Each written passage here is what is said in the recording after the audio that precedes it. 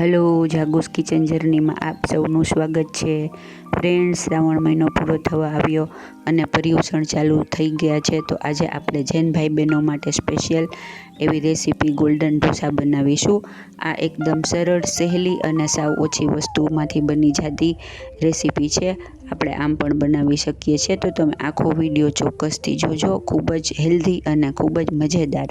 આના માટે મેં પહેલાં અડધો કપ મગની ફોતરા વગરની દાળ 2 કલાક પહેલાં પલાળી રાખેલી છે. તેને લેશું. તેને આપણે એક મિક્સર જારમાં લઈ લેશું. તમારી પાસે ટાઈમ હોય તો તમે 3 કલાક પણ પલાળી શકો છો.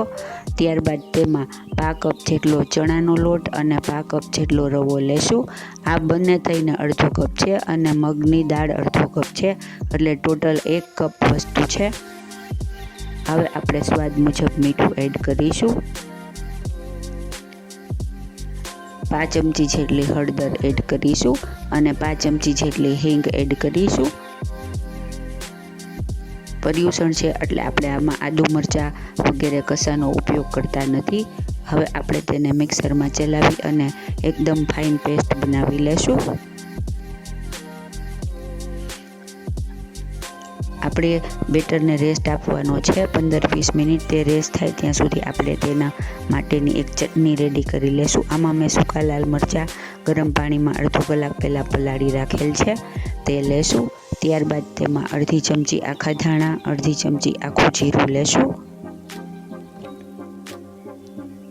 અને 1 ચમચી જેટલું કોપરાનું ઝીણું છીણ લેશું અને 1 મોટી ચમચી જેટલા દાળિયા લેશું.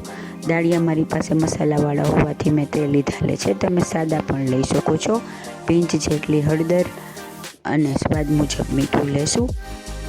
ત્યારબાદ તેમાં સહેજ આપણે ખટાશ આવે એના માટે સાવ હાથમાં આવી રીતે ચપટી આવે તેટલા લીંબુના ફૂલ લેશું. કેમ કે આમાં આપણે લીલોતરી એવું કશું જૈન ભાઈ બહેનો ખાતા નથી, તેથી આપણે તે પ્રમાણે ચટણી પણ બનાવીશું. જુઓ, આપણી ચટણી રેડી થઈ ગઈ છે.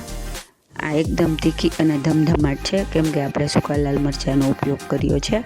હવે આપણું બેટર રેસ્ટ થઈને રેડી છે. તેમાં આપણે ઈનોનું જે પાઉચ આવે તેમાંથી અડધું પાઉચ જેટલો ઈનો એડ કરી અને તેને એક જ ડિરેક્શનમાં ચલાવી આવી રીતે ફેરવશું, એટલે તેમાં એકદમ સરસ એર આવી જશે અને આપણું બેટર એકદમ ફ્લફી થઈ જશે.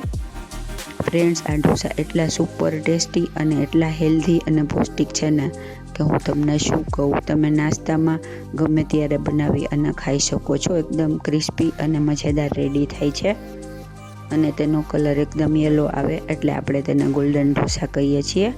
હવે આપણે તવો પહેલેથી જ ગરમ કરવા મૂકેલો છે. મેં નોનસ્ટિક લીધો છે, પણ તમે ઢોસાની લોઢી હોય તે પણ યુઝ કરી શકો છો. હવે આપણે તેમાં તેલથી ગ્રીસ કરી લેશું અને એકદમ સરસ ગરમ થઈ જાય ત્યારબાદ તેનું ટેમ્પરેચર મેન્ટેન કરવા માટે આપણે ઉપરથી પાણીનો છંટકાવ કરી લેશું અને ગેસને ધીમો કરી દેશું અને ત્યારબાદ કિચન નેપકિનથી આવી રીતે લૂછી નાખશું. હવે આપણે તેમાં બેટર પોર કરીશું. 1 મોટો ચમચો જેટલું બેટર લઈ અને પોર કરવાનું છે અને એક જ સાઈડ અંદરથી બહારની સાઈડ આવી રીતે ફેરવતા જવાનું છે, જેથી આપણો ઢોસો એકદમ સરસ રીતે પથરાઈ જશે. હવે ગેસને ફાસ્ટ કરી નાખવાનો છે અને એકદમ સરસ ગોલ્ડન કલરનો થાય ત્યાં સુધી ચડવા દેશું. જુઓ, આપણો ઢોસો ગોલ્ડન કલરનો થઈને રેડી છે અને તે મેળે જ તેની એજીસ છોડી દેશે. ત્યારબાદ આપણે ઉપરથી થોડું તેલ એડ કરી આવી રીતે તેની ઉપર સ્પ્રિંકલ કરી દેશું અને ત્યારબાદ આપણે રેડી કરેલી ચટણી એડ કરીશું. ફ્રેન્ડ્સ, આ તીખી ચટણીથી આનો ટેસ્ટ એકદમ સરસ આવે છે. આપણે આમ પર્યુષણમાં ન ખાવાનું હોય તો એમ તમારે ખાવું હોય તો આની ઉપર તમે ચીઝ, બટર વગેરે પણ લગાવી શકો છો. તે પણ ખૂબ જ સરસ લાગે. પણ અત્યારે આપણે પર્યુષણ સ્પેશિયલ હોવાથી આવી રીતની ચટણીમાં જ બનાવીએ છીએ. જુઓ, આપણો એકદમ સરસ મજાનો ગોલ્ડન ઢોસો રેડી થઈ ગયો છે. હવે બીજો ઢોસો પણ આવી રીતે આપણે ઉતારી લેશું. આટલા માપમાંથી 5 જેટલા ઢોસા રેડી થશે.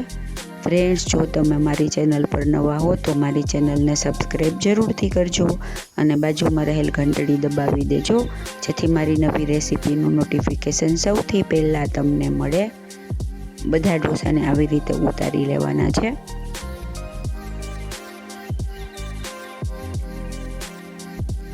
ફ્રેન્ડ્સ, પર્યુષણમાં આમ જ લિમિટેડ વસ્તુ ખવાતી હોવાથી આ એક ખૂબ જ સારો ઓપ્શન છે, તો તમે ચોક્કસથી બનાવજો અને કોઈ પણ આ ખાઈ શકે છે અને નાના છોકરાઓને તો મજા જ પડી જશે. એકદમ હેલ્ધી અને એકદમ ટેસ્ટી અને સુપર યમી અને સુપર ઇઝી, ગમે ત્યારે મન થાય ત્યારે બનાવીને ખાઈ શકાય.